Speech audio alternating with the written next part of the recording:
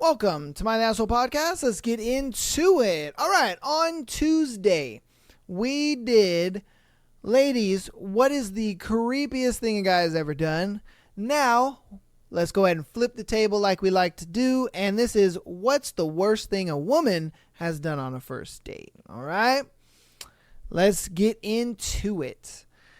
I don't have any total horror stories, but when I was away at school, like 2 hours away from home, I matched with a girl from my hometown when visiting my parents. We talked for a few days and she wanted to meet me for dinner, but I had already gone back to school and it was the middle of the week. So I skipped an evening lecture to go see this girl. As a horny 19-year-old, this seemed like a good idea and drove 2 hours in the dark and snow. Oh shit, cakes, bro. Bruh. Got to the restaurant, and when I went to message her that I was there, I found she had deleted me off everything. What? Oh shit. I texted her. We didn't often text, but I had her number and got no response. Still have no idea why she did this. But she was well aware I was driving 2 hours to meet her. The last message she sent me was after I told her I was leaving, telling me to drive safe. Not sure what changed during the 2 hours I was in the car, but I never heard from her again. Needless to say, my parents got a surprise visit for me that night, and I didn't feel like telling them why. Damn, that sucks.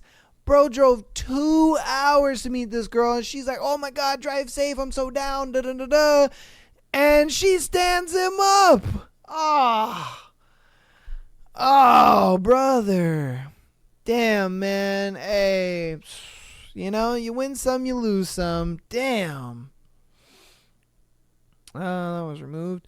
All right, I showed up to grab a drink, and she was already blacked out. Chatted for 30 minutes and left. The next day, she messaged me asking why I never showed. What the fuck? No. She got so drunk, she doesn't remember him showing up. Like, what the hell? This man showed up to have drinks with this girl. She was already blasted. They talked for 30 minutes. A homeboy was like, all right, man, this ain't going anywhere. I'm out. And then next morning, she's just like, what happened to you? Where were you at? And he's like, wait, what? Do you not remember what happened? Like, goddamn, that's crazy. She referred to her 3 daughters as cunts in a conversation without me knowing she had children. What the hell? Yeah, cut that night short. Funny enough, she was the ex of a coworker, and that created a whole new level of drama. Oh my God. So first off, she got 3 kids that she didn't tell this motherfucker about. And then on top of that, she used to date a dude he works with. Oh my goodness. Damn, she get around. Woo, she get around, man. She belongs to the streets. God damn. All right, showing up to the bar 7 hours early and proceeding to get blacked out drunk while repeatedly texting me throughout my work days saying I should just come now is the first thing that comes to mind. What? Wait. What? Why are you showing up 7 hours early? What the hell? What, you couldn't wait at home? You couldn't just be watching some TV in your PJs for fucking 7 hours? Like, I'm at work. Like, no shit. I'm not going to just leave work to go see you. Like, bruh. What in the hell? Okay, all right. Damn. We had previously agreed on a restaurant time and to just do separate bills, to which I would offer to pick up her. I would offer to pick up hers at the end to be polite. Oh, okay. So I guess it was agreed that they were going to share the bill or whatever, but he's like, nah, I'm going to just pay for the whole thing to be polite. All right, cool. I was about to say, nigga, you an L. I arrived on time and messaged that I was there. I got a reply stating she was already inside and seated. The server had just brought another glass of wine and was walking away with an empty wine glass and a shot glass. The first words out her mouth weren't even hello. They were, "You're paying, right?" I don't have any money. I didn't breathe a word. I just turned around and left. Yo! That motherfucker said, "Wait a minute. You've already had a glass of wine and some shots? And then we about to have dinner on top of that? Oh, no, no, no, no." Yo, what is up with these chicks just getting hella blasted drunk? Like, are these guys that ugly or something? Or what's going on? You know? Like, what? Seriously, what's going on? Like, are these guys ugly, or are these guys, like, not their type, and they're just like, fuck it, I'm gonna get a free dinner? Or, like what's going on? Why are they getting drunk like this? I would think on a date, yeah, sure, you have a drink, you know, you maybe have one or two, you feel a little buzzed, nothing crazy, you know, but you're still coherent throughout the night, not getting blasted fucking drunk. Like, come on, man.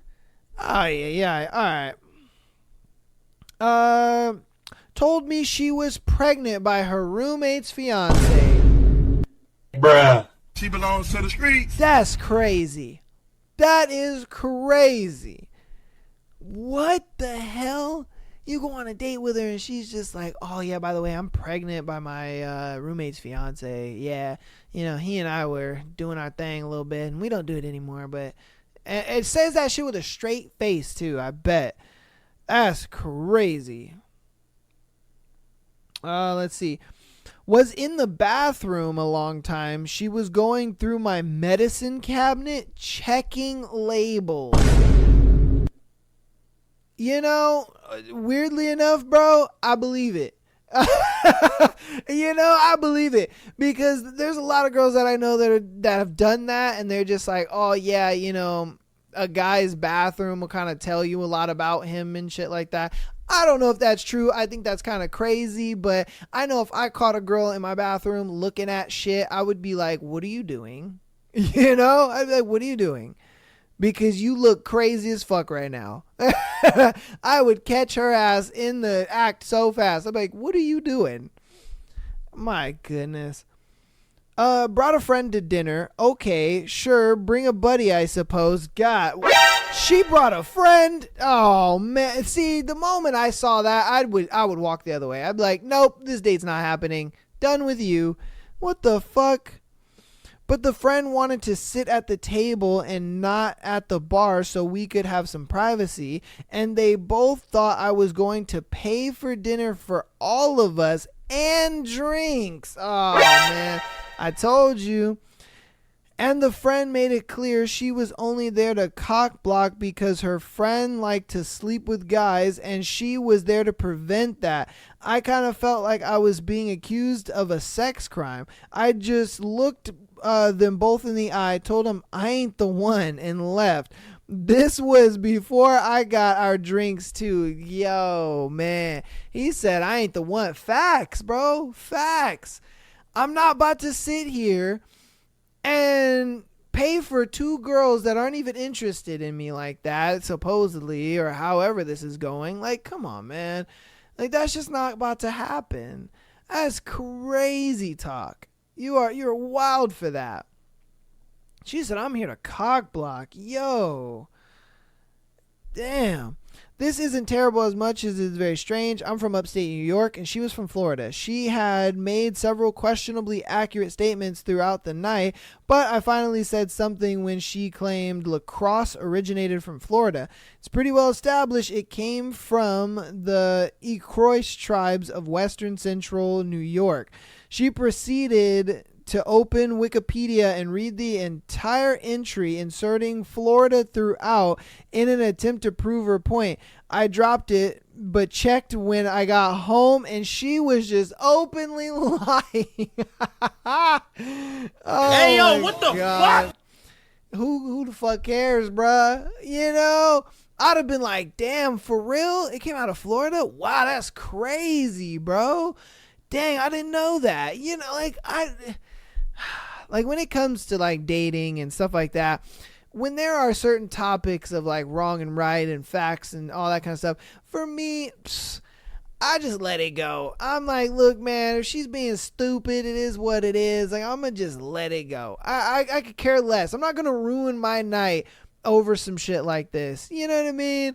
Like, especially if I might get some coochie out the night.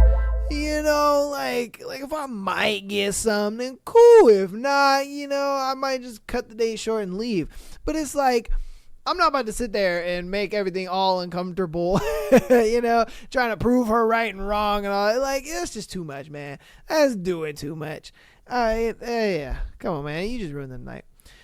Bragged about stealing. Yes, literally stealing behind his back.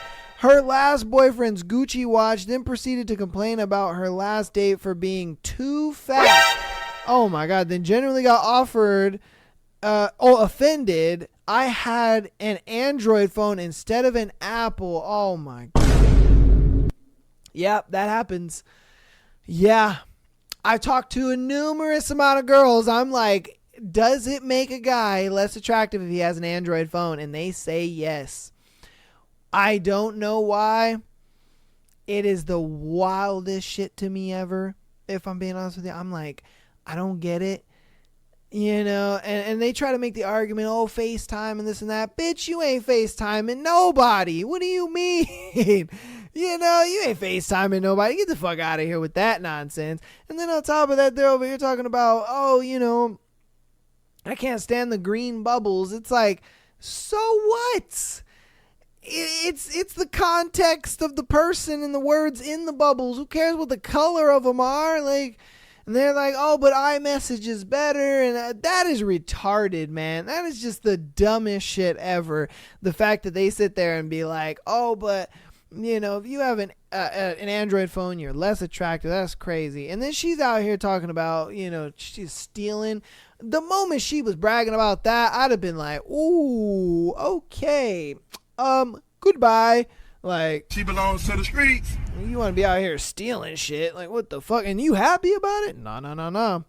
The most confusing one I've ever had was when I met this girl at her place. We sit down, some nonchalant BSing, normal stuff. She asked me when my birthday was. I told her. She goes, oh, you're a Leo. What the fuck? And then she got up and stormed out. I was like, maybe I should have dodged a super ultimate bullet there. Facts, bro. Facts. Oh man. And look, man, I'm gonna give y'all a little bit of sauce, and the ladies aren't gonna like this one. But if anytime they ask you what your sign is, the 3 good ones to go to are Pisces, Virgo, and I believe it's Aquarius. Those are the 3 go-tos. Your birthday ain't even gotta be near that shit. But if they asking about it, you say any one of those 3 and they're like, oh, okay, all right. Oh, okay. Okay, cool. Yeah. Well, you know, I'm a this and that, da. I'm telling you, man, it works that way. Why? I don't know. But for some reason, those are the 3 that don't get any flack. If you're a Scorpio, oh, hell nah. If you're a Gemini like your boy, oh, hell nah. If you're a Cancer, it's hit and miss. You know, some girls are like, some girls are like, that's fine. But, you know, if you're a Leo, if you're anything else, they are just like, nope, you're a red flag, you're this and that, and da-da-da-da, and they'll sit there and just be like, nope, no thanks. Yeah, trust me, man. Trust me. And then on top of that, you don't even want to be dating them kind of girls anyway. Yeah, that's a whole nother conversation in itself and a whole can of worms you really don't even want to open.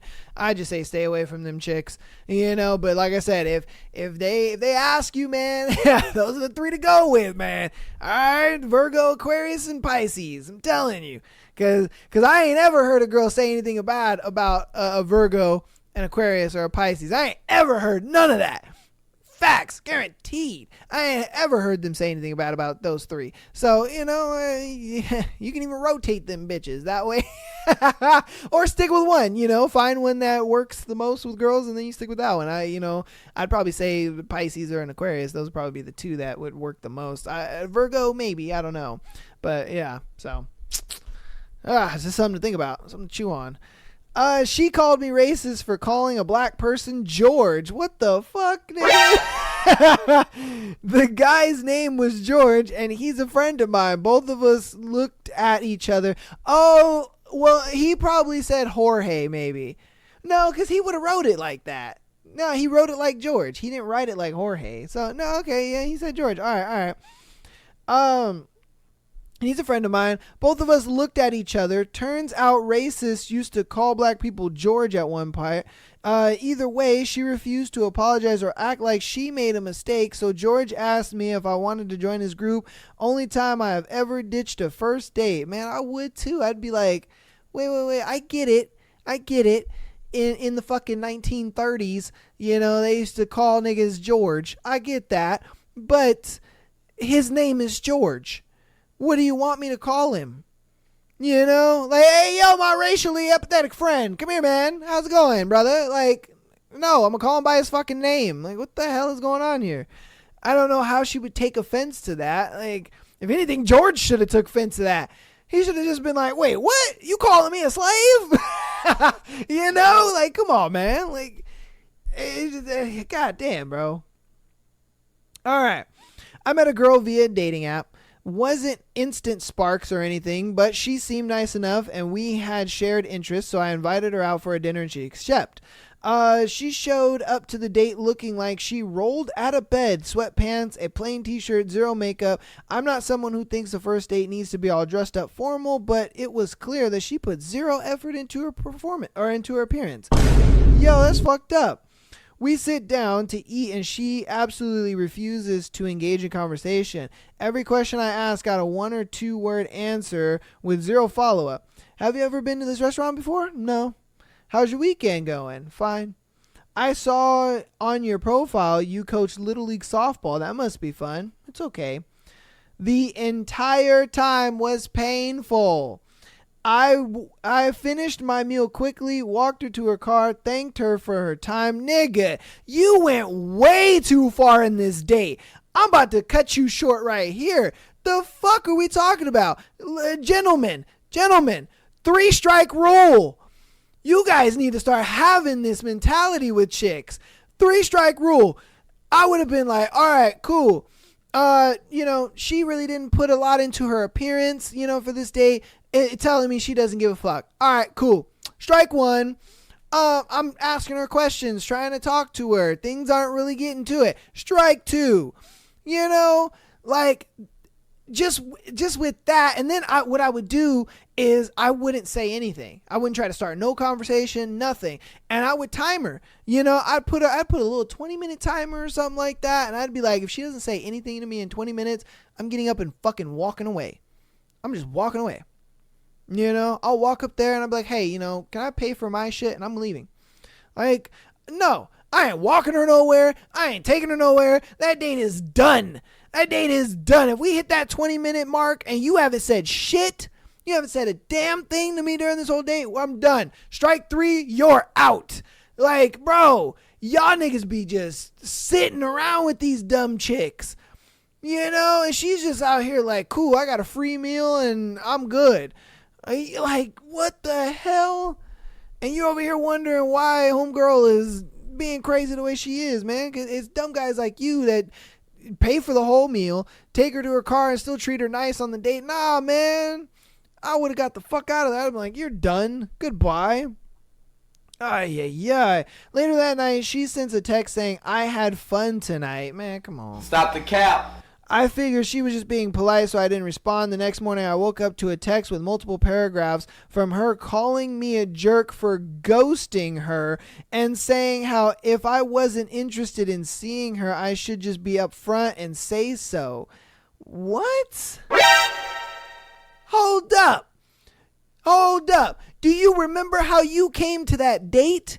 Do you remember what you were saying to me on that date? Now, look, I understand being nervous. All right, I understand that. But even a nervous girl is going to put some effort into her appearance. She's going to wear a decently nice outfit that is comfortable but cute. She's going to put on a little bit of makeup, maybe just like some eyeliner and foundation, you know what I mean? And some lip gloss. Like, that's very basic. Like, a girl who is nervous for a date, she's going to at least do that. At least.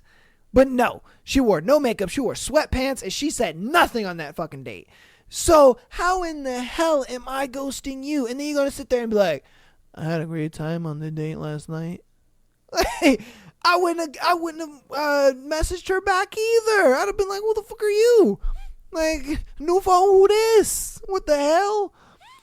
My God, calling me a jerk for ghosting her and saying how if I wasn't interested in her, I should just be upfront and say so. It was, and I am not exaggerating, several times as many words as she has spoken the entire date.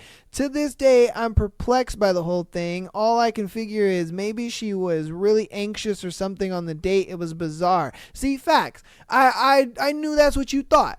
And no. Stop the cap. She was not anxious. She was not nervous. None of that shit. All right, get the fuck out of here. The fact that, like I said, even a nervous girl going on a date is going to put some little effort into it.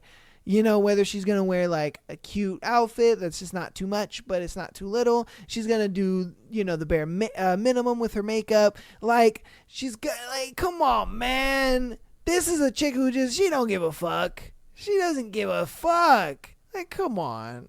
That's crazy, bro.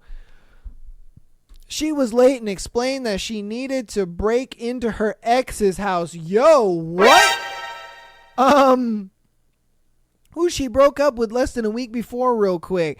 This chick said, hey, yo, I'm going to be late on the date. I got to break into my boyfriend and my ex-boyfriend's house real quick. Like, what? Huh?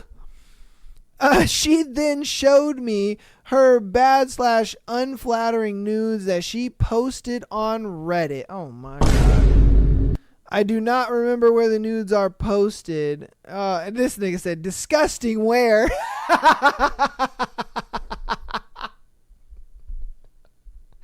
You motherfuckers in the comments, bro. Y'all is so wild. This motherfucker said...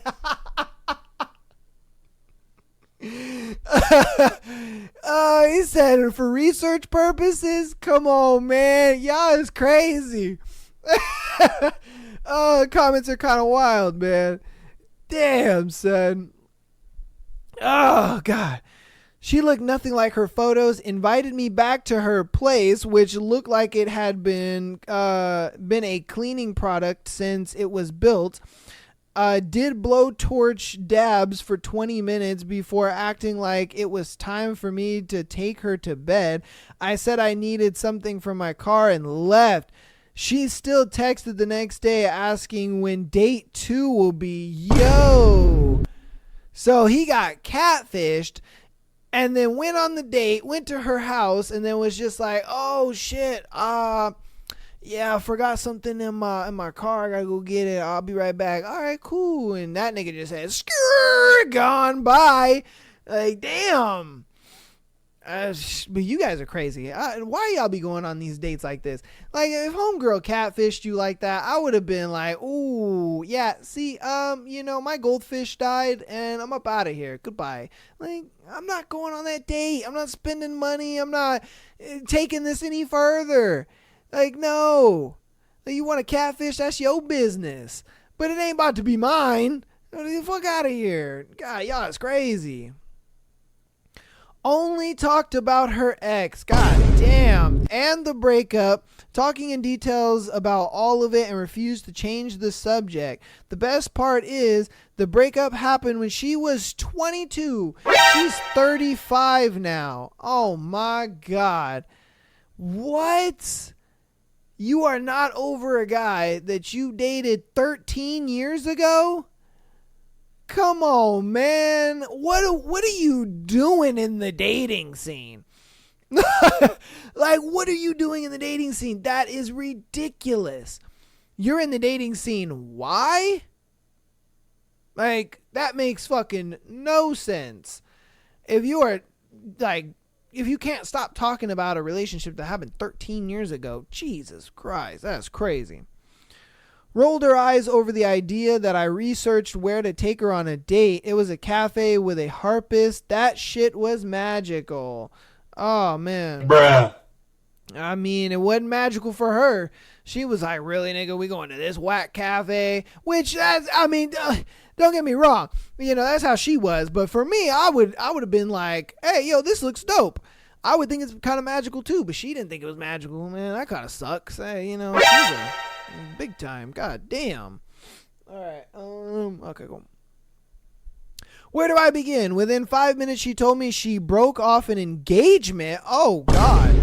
10 minutes later, she said she went out with a guy the previous week, hit it off with him, but then when he went to the bathroom, she left the bar with another guy in a cab.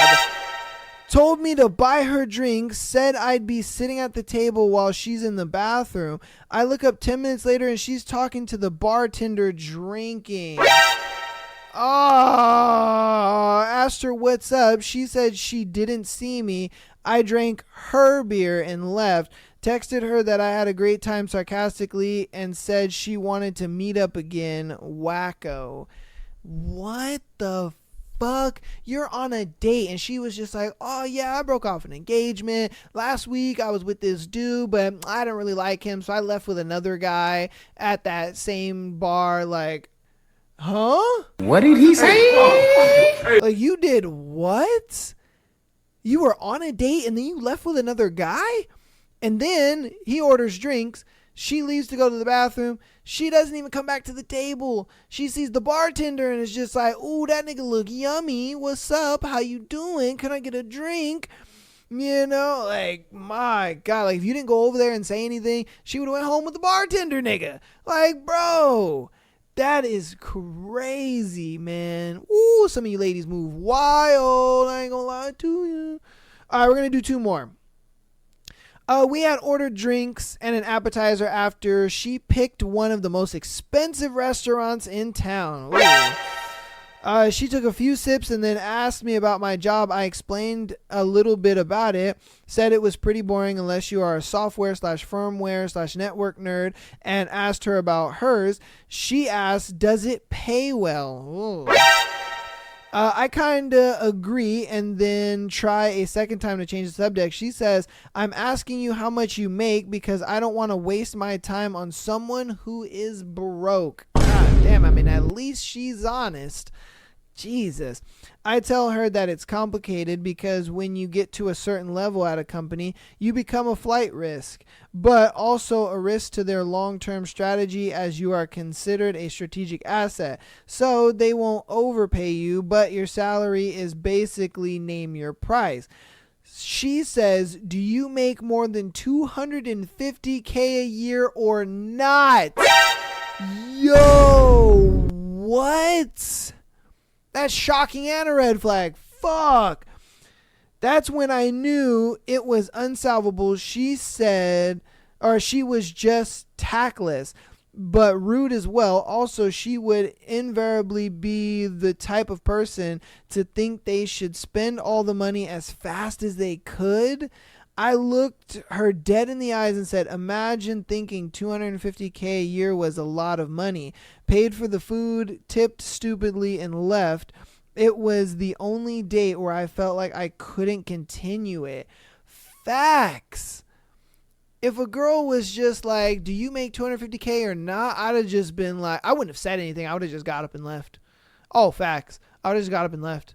And she's going to deal with that bill. Fuck her. I would have just got up and left. You know, I wouldn't tolerate any of that BS. I wouldn't have tried to talk to her more. I wouldn't have, none of that. None of that. I would have fucking just left. I'd have said, nope, peace, goodbye. I'm done with you. Because that's ridiculous. That is ridiculous. She thinks she over gonna, man, like, what makes you think you deserve a dude who makes $250,000 a year? What the fuck? That's crazy talk. Man, you ladies are wild. Man, I don't know which one took the cake. Tuesday's thread with the creepy dudes or today's thread with you wild ass chicks on these dates. Man, I don't know. You guys let me know in the comments. You guys let me know which one do you think is wilder, because man, yeah, it is rough out there. God. Oh, man, I'm going to go ahead and get into the announcements before we get into the wrap-up of Haunting Adeline, and then we will get into the next chapters. I believe it is... Give me one moment. Come on now. Oh, we're going to be doing chapters 16 and 17. Woo! Haunting Adeline is getting pretty good, man. But we're going to... Before that, though... We're going to go ahead and get into the announcements. Then we'll get into Haunting Adeline recap, and then we'll get into it. Patreon.com/Am I the Asshole Podcast. Get on there, man. $3 a month goes ahead and gets you an exclusive episode every single Friday, as well as being able to send in your scenarios to the show, man. Go ahead and support us over there. If you love what we're doing on this show and, you can't get enough of this podcast, go ahead and go over there. You'll get an extra episode every single Friday. Thank you guys for all the support on Spotify as well as listening platforms. You guys are killing it over there. Thank you. Keep downloading as well as rating the podcast. Please rate the podcast. It's completely free and it helps your boy out. It is the biggest help that you can do for free 99. All right, man. Just rate the podcast, please. Even if you listen to one episode, rate the podcast. All right. 5 stars is preferable. TikTok and Instagram, man, you guys are killing it on the TikTok. Thank you guys so much. We're very close to our 5K goal. We're halfway to our 10K yearly goal. By the end of this year, I want to hit 10K. But we are moving. We are grooving, man. We're doing a thing. You guys are loving it. I love you guys' comments. I love reading you guys' comments. Keep posting your comments in there. I would love to hear you guys' opinions, or if you guys want to be a part of the thread, answer the thread in there. It helps out a lot, man. I love the engagement. I love interacting with you guys and just hearing you guys' opinions. Even if you don't agree with me, that's totally fine. Or if you want to give a criticism to me, that's totally fine. You know what I mean? You guys' criticisms have actually helped out the show, and it's actually helped out me as well, because you guys told me my reading sucked and all that kind of stuff. And, I've improved the show, for you guys. Don't worry. And I listen to you guys' suggestions as well. Hey, you should do a thread like this. You should do this kind of thread, whatever the case may be. Or, I saw this funny thread, you should do this thread or whatever. Get in the comments down there, man. It helps me connect with you guys. I'm always in the comments. I'm in there 24/7, if I'm being honest with you. I have been getting more consistent with my clips, though, because your boy is not banned or anything like that. So yeah, I'm gonna try to stay as consistent as possible with that, and we're gonna be doing our thing over there. But yeah, tap in over there, man. It's great. If you want to help out on the free 99 side even more than rating the podcast as well as following us on TikTok, go ahead and head over to youtube.com/Am I the Asshole Podcast. The link is always in the link tree. You can go there, click the YouTube link, subscribe there. Even if you don't watch over there, just subscribing helps. It does. It just helps. All right. I appreciate you guys so much for all the support. But without further ado, let's get into the recap of Haunting Adeline. So the last time we left our girl Adeline, she and her stalker man friend, he was in her house. This motherfucker was in the house and was just like, find me. And so she ends up finding the motherfucker. She grabs a knife and she ends up finding him. I think he's like in the attic, something like that. He's up at the top, floor of the house. I don't know if it's the attic or if it was the just top floor of the house or whatever. So he's up there, and he's got his hood on, looking all daunty and buff and shit in his sweater and whatnot. And he walks up to her and he grabs the knife by the blade, and the blood's just dripping out of his hand. He takes the blade out of her hand and he throws it to the ground. And so, then out of nowhere, he grabs the back of her head and he pulls her close, and he's just telling her, hey, if you want me to leave, then you go ahead and hide from me. If I find you, then I'm going to punish you. But if I don't find you, then I'll leave. And she's like, okay, well, how long until I win or whatever? And he was like, give or take 10 minutes. And she was like, cool, say less. So she ran away, and, you know, she remembered this old little hiding spot that she used to hide in when she was a kid, hiding from her Nana and whatnot. And so she was in there, and then homeboy, I don't know what it was, but I think, you know, he may have killed a pimp or something. He just knew where she was. And so she like darted out to the back side of the room, and then he comes into the room and whatnot. And instead of going into the room, he backs around, and she's like, oh, through the viewing room, there's like this glass room that she has that she can like look up into the stars and stuff like that. That's where her and that one dude from the club were at while, you know, homeboy was fingering her and whatnot, making her taste her own pussy juices and shit. She was like, I can escape out through there. He knew that and went and double backed around and waited by the door, and he was just like, Adeline, you didn't think I knew where you were going? And she was like, fuck. And he was like, I found you, so it's time for your punishment. And so she's just like freaking out, and homeboy, you know, is like on top of her all broody and big and shit, you know, and she's like, no, what are you doing? Like, why are you doing this? Da, da, da. And he was just like, how dare you let another man finger you and make you come? How dare you do that to me? And he was like, never again are you ever gonna do some shit like that. And so she got like all scared and was just like, get the fuck away from me, you're creeping, da da da, whatever. So he pulls out a gun and points it at Adeline, and that's where we left off. All right, so it's getting juicy. It's getting exciting. My goodness. Without further ado, man, let's get into these next chapters. This is chapter 16 and 17. Let me see. Give me 1 second. Double check the audio is good. Chapter 16. We're all good. The Manipulator. Millions of thoughts run through my head on what I could possibly say to get out of this. I'm sorry, clearly wasn't good enough. You're going to shoot me? My bladder is threatening to explode, and the knowledge that I might die in a puddle of pee brings tears to my eyes. I've already said I'm not going to kill you, he responds, his tone dripping with impatience. He punctuates his response by dragging the tip of the gun down through the valley of my breasts. The gun continues its path down my stomach, stopping at the edge of my leggings. Take these off. My lip trembles, and a single tear slides down my temple. Please, don't do this. He cocks a brow, and the act is damning. He looks so damn unimpressed with my pleas, causing another tear to trace the path of the first. Now, Adeline. Sniffling, I finally listen. Hooking my thumbs in the band of my leggings, I pull them down.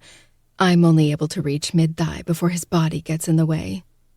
He takes the hint, lifting up and ripping the leggings down the rest of the way. More tears follow suit. T-shirt next, he orders, jerking his gun to signal his order. I lift up and slide the shirt over my head, laying back down with a huff. Fucking beautiful, he murmurs, his eyes tracing over the curves of my body. Fucker is lucky I'm wearing my black lace set tonight. He doesn't fucking deserve it either. He leans over me again, his mouth kissing the last bruise he left on my shoulder. Do you know what these mean? He whispers, kissing another spot. I shudder beneath his touch, electricity sprouting from the point of contact and dancing across my skin. I don't answer, but he doesn't seem to mind. They mean that I own you, marked you as mine. The tip of his tongue darts out, trailing my flesh as he moves down towards my breasts. Don't. His teeth pierce the swell of my left breast before I can finish my pointless demand. I gasp, squeezing my eyes shut as he leaves another mark on my skin. Once he's satisfied, he renews his path with his mouth, leaving hickeys on both of my tits and several across my stomach. And all I can do is just take it, because that gun in his hand is keeping me pliant, just like he planned. When my body is well and abused from his teeth and tongue, he lifts up and forces my thighs open. I strain against him, but it only hurts me in the end. He's too strong. His pointer finger curls in the edge of my thong, tracing the lining from the juncture of my thigh down towards my center. Before he reaches my clit, he pulls the material out and runs his finger up and down the fabric, his finger a mere inch from my pussy. I want to cover my face because I know he's feeling my body's betrayal. These are soaked. He rasps out, his lips still wet from his saliva. That's called discharge, I snap, hoping my lie turns him off. He smiles in response. As much as I hate to say this to you, I'm no stranger to a woman's pussy and what it feels like when it weeps for me. I curl my lip in disgust. Last time I checked, most girls weep because they're upset. Take a hint. He chuckles. Little mouse, that's exactly what I'm doing. He then pulls my thong to the side, baring my pussy to him, and the arousal glistening from within. He mutters a curse under his breath as his eyes devour every inch of me. Another tremble of my lips has me biting down on the traitorous flesh. Keeping one finger hooked in my underwear, he points the gun in my face with the other. I recoil, pinching my eyes shut and letting loose a startled yelp. Relax. I just want you to suck on it. It takes several seconds for his words to process. To process that he didn't pull the trigger and I'm not dead. When they do, my eyes snap open and I glare at him. Why the fuck? He taps the tip of the gun on my mouth, effectively cutting me off. The rest of my words dissipate as he slides the gun across my lips as if he's painting them with lipstick. Suck, he orders, his tone deepening with finality. Closing my eyes against more tears, I open my mouth and let him guide the gun between my teeth. I squeeze my lids tighter as I twirl my tongue over the cold metal, cringing from the nasty taste. Such a good girl, he says, pulling the dripping gun out, a trail of saliva following until it snaps. My entire body locks when I feel the cool metal slide against my clit. I flinch against the foreign touch of an incredibly dangerous weapon. Pure terror washes over me, and it takes all of my strength to keep from full-on sobbing. Holding a gun to my head is far less intimidating than it being held between my legs. A gunshot to the head is instant death. But this would be slow and painful, torturous. He leans down, close enough for his hot breath to fan across my core. I lift up for a better view, just as he looks up at me through long, thick lashes, his mismatched eyes sparkling with delight. Right when I open my mouth to ask what he's doing, he sticks out his tongue, saliva pooling to the tip and dripping off onto my pussy. Can never be too wet, can you, little mouse? Sitting up, he circles my entrance with the tip of the gun, the metal slipping against my skin. Oh my God, please don't. This time my words are cut off from the feel of him dipping the gun past my folds. Just the tip, but enough to close my throat, only allowing a startled squeak to escape. He laughs cruelly. You even sound like a mouse. I'd snap at him if I wasn't frozen solid. I can't look away. I just watch him push the gun inside me, my rounded eyes barely processing what I'm seeing, what I'm feeling. Slowly, he works the gun inside me, drawing out both pleasure and pain. I clench my jaw, shuddering from his ministrations, but refusing to make a sound. I won't give him that satisfaction. He works the weapon halfway in before the gun retreats to the very tip. I'm allowed a moment's breath before he buries the entire barrel inside me. I suck in a sharp gasp and let my head fall back, no longer having the strength to watch. This is so fucked up, beyond fucked up. But when the gun pulls out and sinks back in again, a noise does slip through as a wave of pleasure rocks through me. Good girl. He breathes. Open wider, baby. The hand still holding my thong to the side nudges against my thigh. Without thought, my thighs instinctively fall further apart. Another praise, but I barely hear it over the beating of my heart. I can feel how tight your pussy is, the way it grips onto my gun when I slide it out. So fucking pretty. I bite my lip, but it isn't enough to hold in the next moan. Or the one after that. I can hear the suctioning and slurping noises as he fucks me with his gun, and shame fills me in response. The embarrassment nearly overrides the fear, but neither of them is more potent than the pleasure my body is being forced to succumb to. When he angles the gun in a particular way, he hits a spot inside me that sends my eyes to the back of my head and an unchecked moan to slip free. He growls in response, my back arching as he continues to hit that spot. My thong grows impossibly tight, biting into my flesh before it's ripped away from my body, the sound getting lost in another cry. The tattered fabric is tossed aside, freeing his hand to grip my thigh in a bruising hold. My heart jumps when he leans down, but he only clamps his teeth on my inner thigh. I cry out from the sharp bite, but it quickly morphs into pleasure when he hits that spot again. His mouth sucks and his movements quicken until I feel the beginnings of an orgasm settle low in the pit of my stomach. Please, I beg, but I don't know what for. He tears his mouth away just to clamp down again, lower this time, but still far away from my center. Too far away. Tell me what you learned, Adeline. He demands, looking up at me, his mouth wet from his biting. The sight makes my heart drop deep into my belly, right to where the gun is driving into me. Not to bite your cheek, I guess, my voice trembling. He answers by biting my thigh in a punishing grip. I cry out, the pain blinding. He loosens his jaw, allowing the pain to bleed into pleasure. A primal noise slips out as he pushes the gun deep.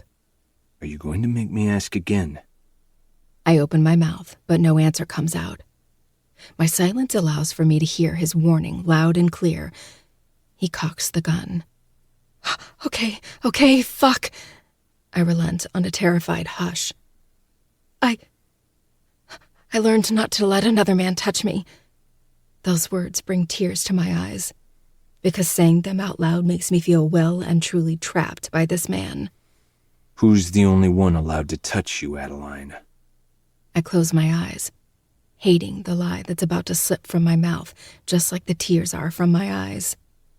You, I whisper, the bitter taste of the words clogging my throat.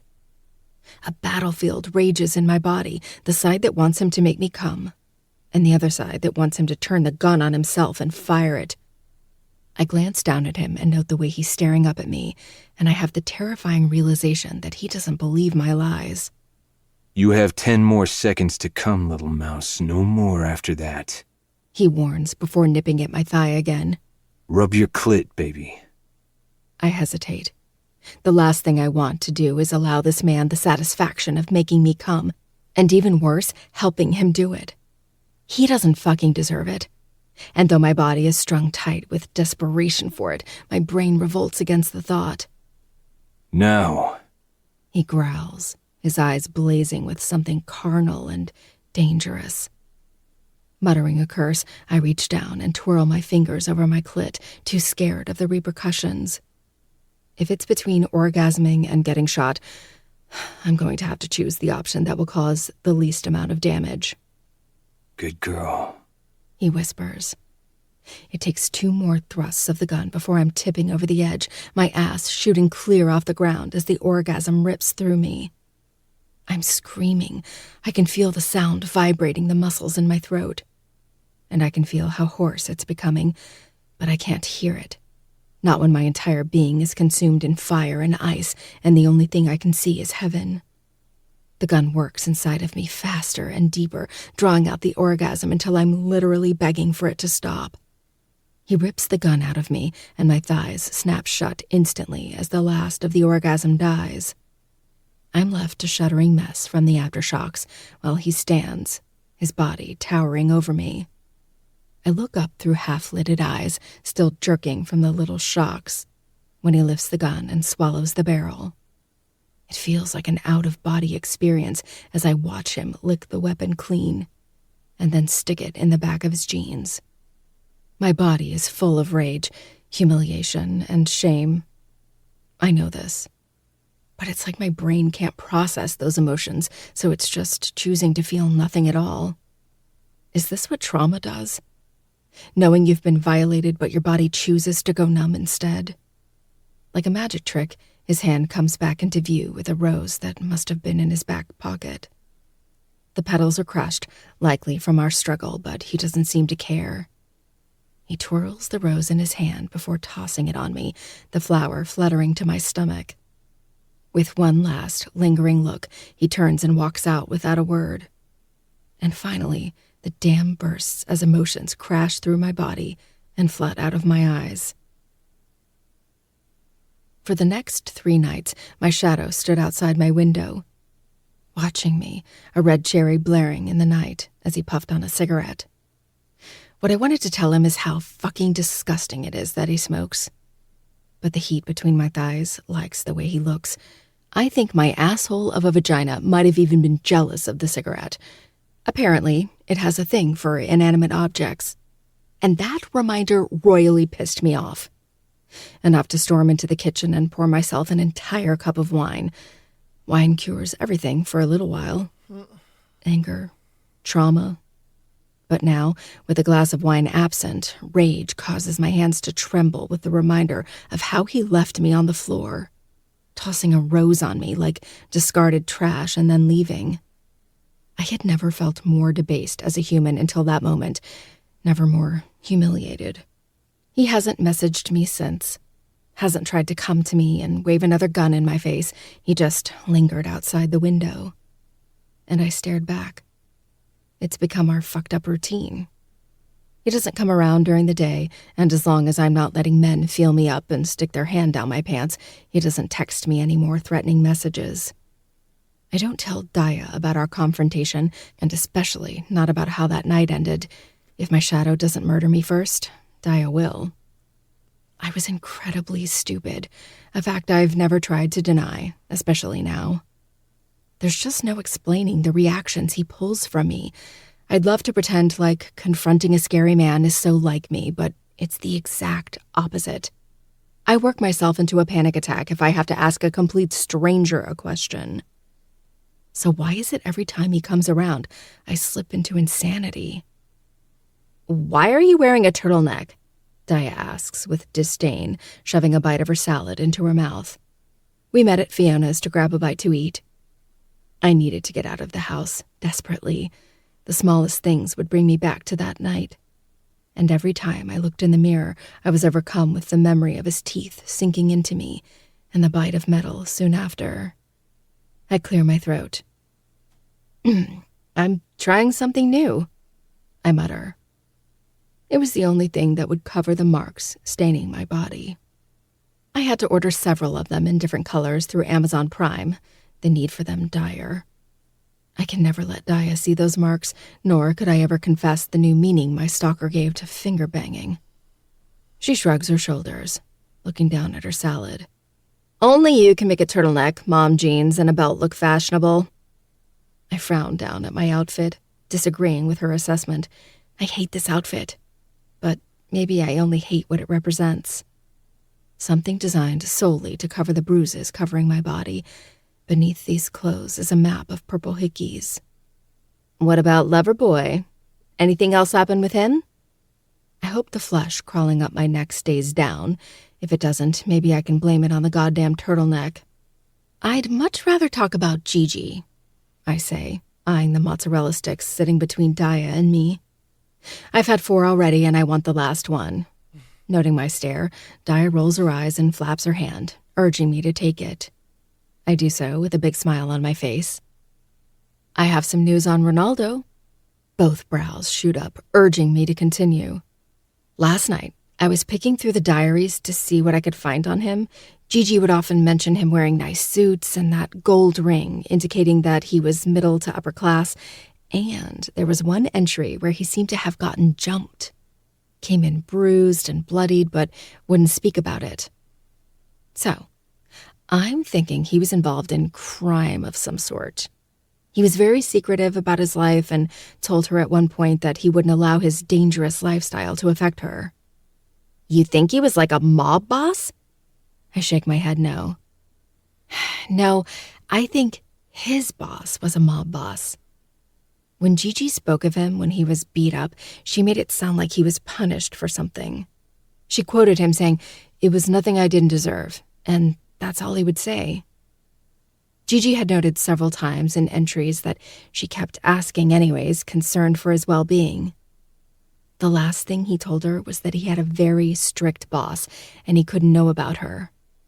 Daya nods her head, a spark of excitement in her sage eyes.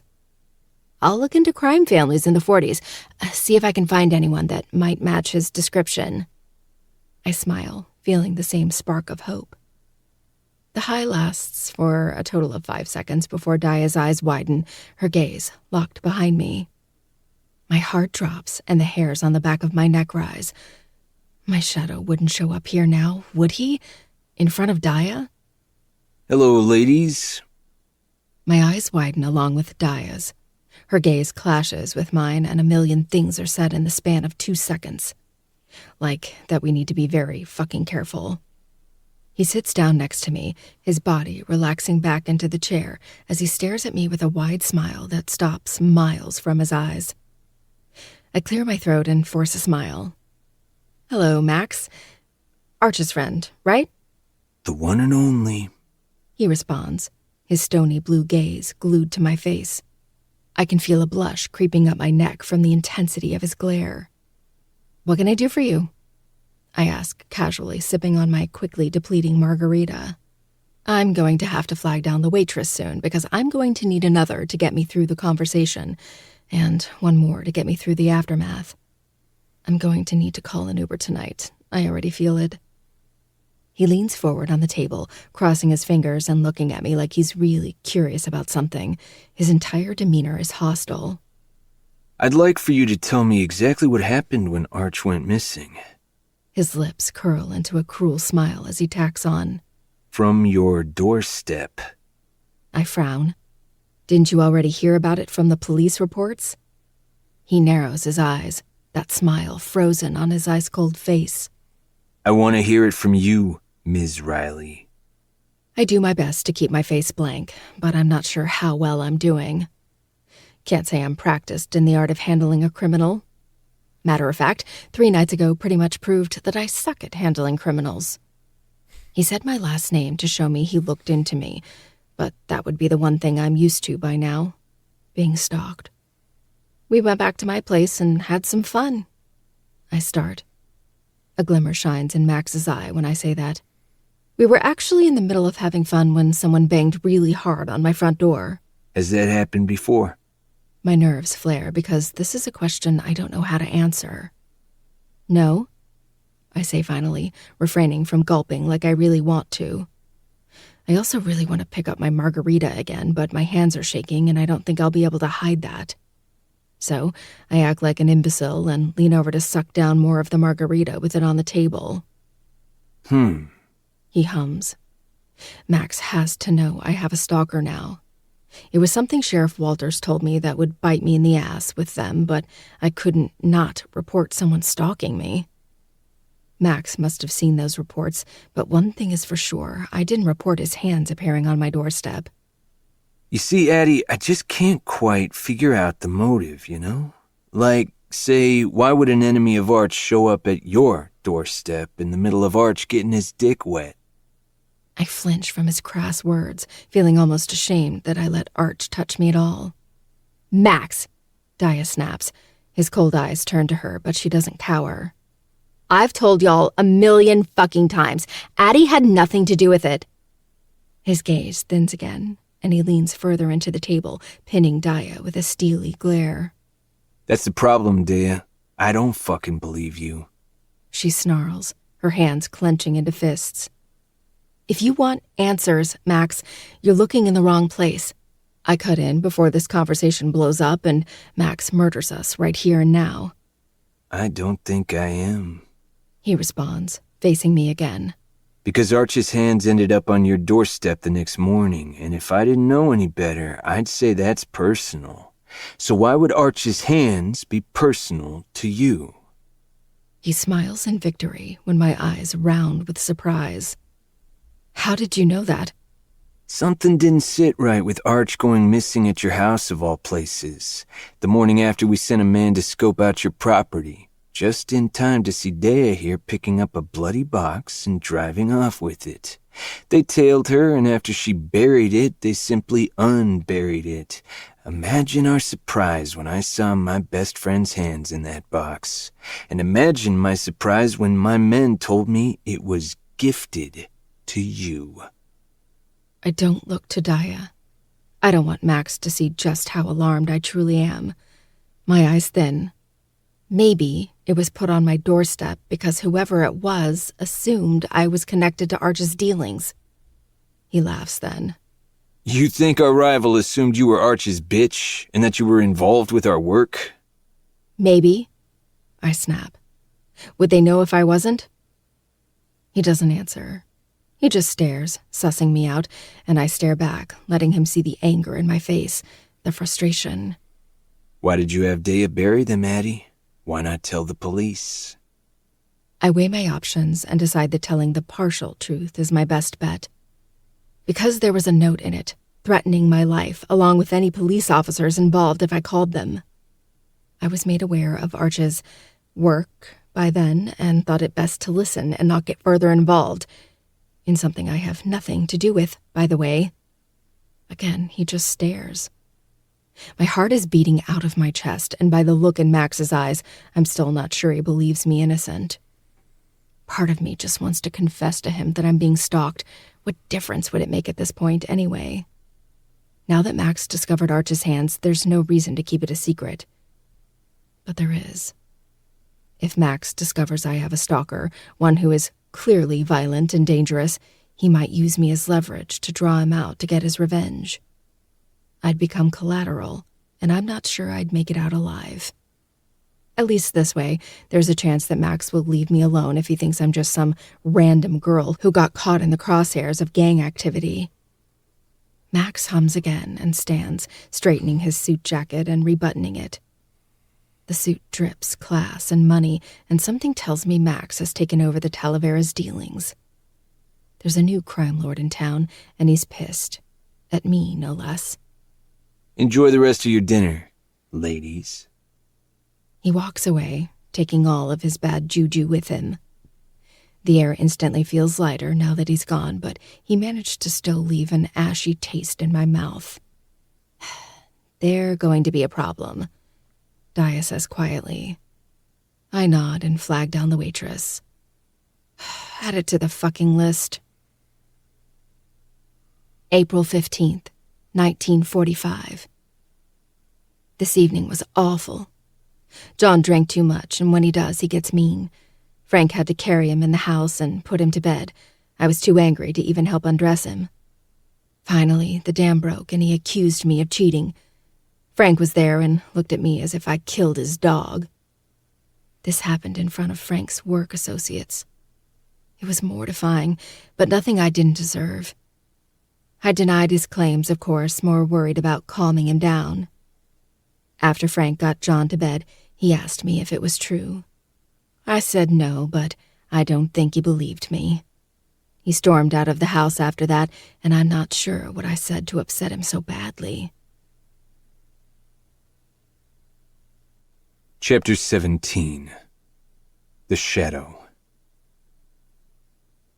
Fuck. She's so pretty when she thinks no one is watching. My little mouse trudges into her bedroom, her tattered slippers dragging against the smooth stone floors. She's tired. Dark circles are beginning to form underneath her eyes. I want to smooth them away, just to bring them back again. But I want her to be tired from staying up all night, taking my cock into her body until she's depleted of all her strength. Even then, I'll still fuck her. I deprived myself last time, refused to touch her with my own hands, when she hadn't earned that from me yet. But watching that gun slide in and out of her pussy was just as torturous for me. I barely made it to my car before I was coming in my hand, the sweet melody of her smoky cries echoing in my head. That woman's voice alone can bring any man to their knees, and now she's wearing nothing but a long white t-shirt, the soft cotton ending mid-thigh. Her rosy nipples poke through the thin material and my mouth waters with the need to take one into my mouth and suck on it until she's wriggling beneath me. I lick my lips. Soon. Her tantalizing, creamy skin is on full display, and I get hints of her red cotton panties anytime she bends over, like when she pulls the covers back and pounds her tiny fist into the pillow to fluff it up. I get a full view of her ass when she slides her feet out of her slippers and then bends down to arrange them neatly before her nightstand. My cock hardens, her perfectly round ass overflowing her underwear. Her pussy is on full display, just a thin piece of fabric separating her from my tongue. I close my eyes and work to regain control. I have to be quiet. She doesn't know I'm hiding in her closet, waiting for her to fall asleep so I can stare at her beauty in peace. Right now, she fears me. Rightfully so. I'm a dangerous man, and I kill people daily. Not only that, but I enjoy it too. She should fear me, but only because once she ultimately submits to me, she'll have no chance of escaping me. She's already started to and hasn't even realized it yet. I've never been in love with anything other than my job. I haven't even bothered fucking a woman for over a year. I just don't have time. They were always a quick fuck, and then I'd be off again, the release rarely easing any tension. After dealing with enough tears and desperate attempts to get me to stay with them, I grew tired of the hassle. The moment I saw her sitting in that bookstore, working to hide her nerves and anxiety, there I was, a grown-ass man falling in obsession at first sight. And now I feel like a 15-year-old boy who just discovered what pussy feels like. Every time I set eyes on her, I'm ready to bust in my jeans just from looking at her. I want to touch her, kiss her, and make her mine in every sense of the word. Marking her body wasn't enough, but I get the feeling I will never feel like I've had enough of Adeline Serafina Riley. At least on paper. And I have no fucking shame. I never claimed to be a good man. She slides into her bed, curls up under the duvet, and picks up an old leather book. Her great-grandmother's diary.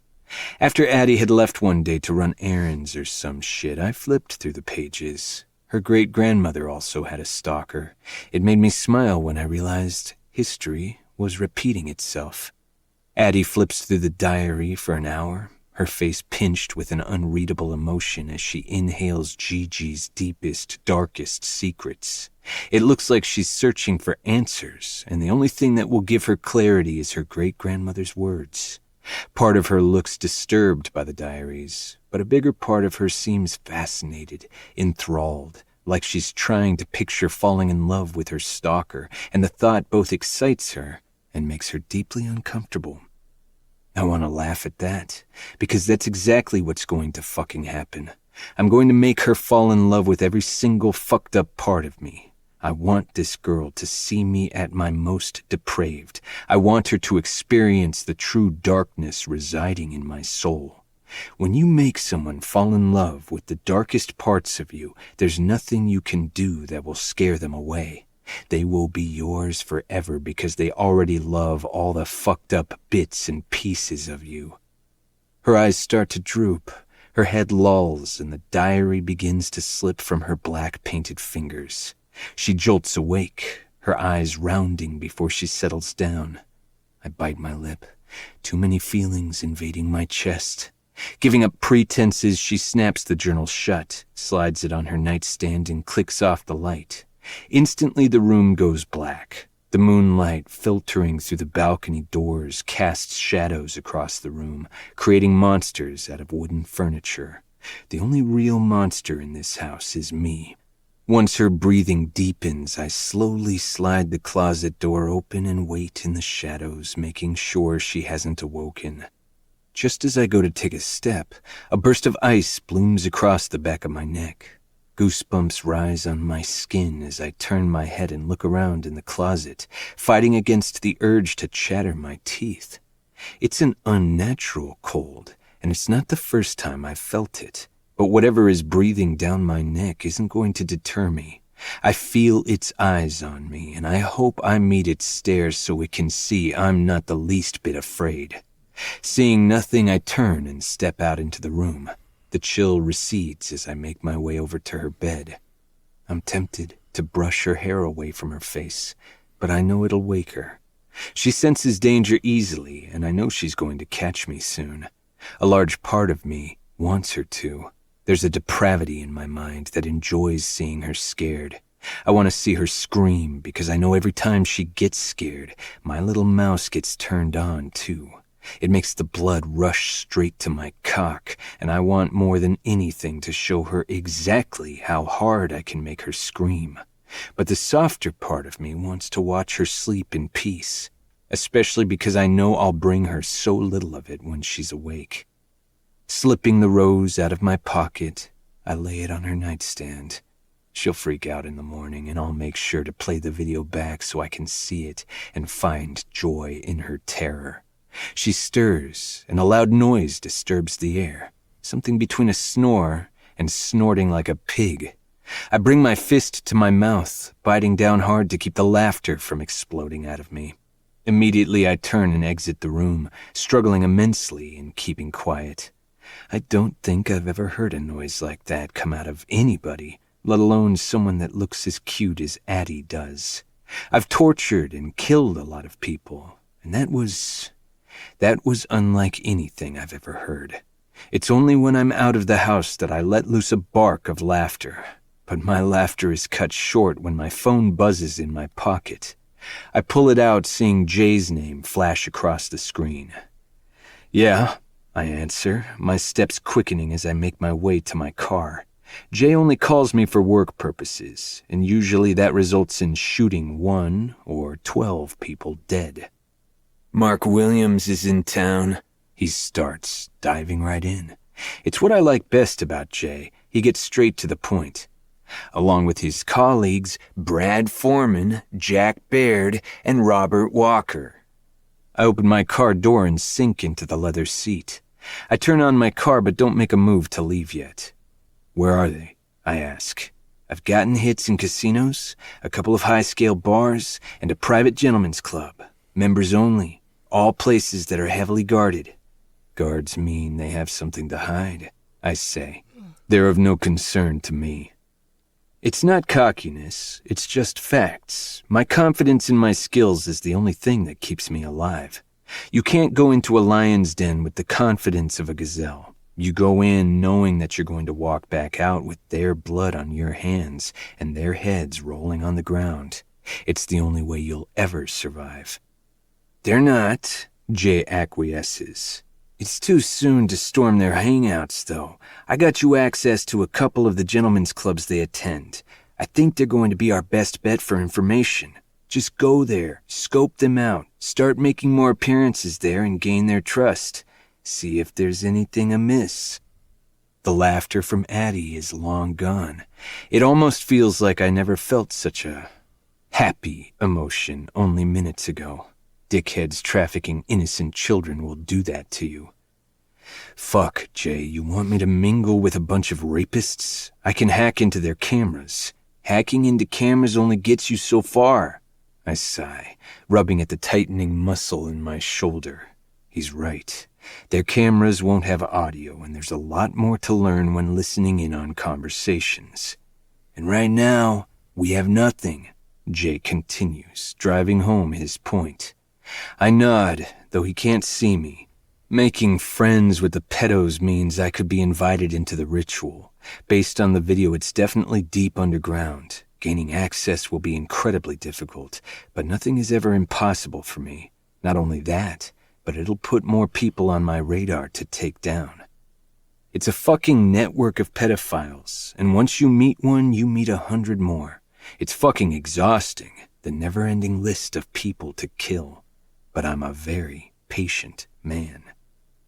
"I know," I agree. "I'll make the necessary connections. I will find this place, and once I do, I will kill every single motherfucker associated with that hellhole. By the time I'm done, the entire government will be dismantled." All right. Whew. All right. My goodness. Woo. Jesus. Homeboy was a man. Yo, he was putting it down on her, man. Goddamn. Oh my goodness. Well, that is going to go ahead and do it for me today. Thank you for watching and listening. Hopefully you guys have been enjoying Haunting Adeline. I know I have been. Oh man. I can't wait until next week until we get into more of this book, man. I hope you guys are enjoying. I hope that you guys have enjoyed the thread. And that'll be it. I'll see y'all on Sunday. Love you guys and peace.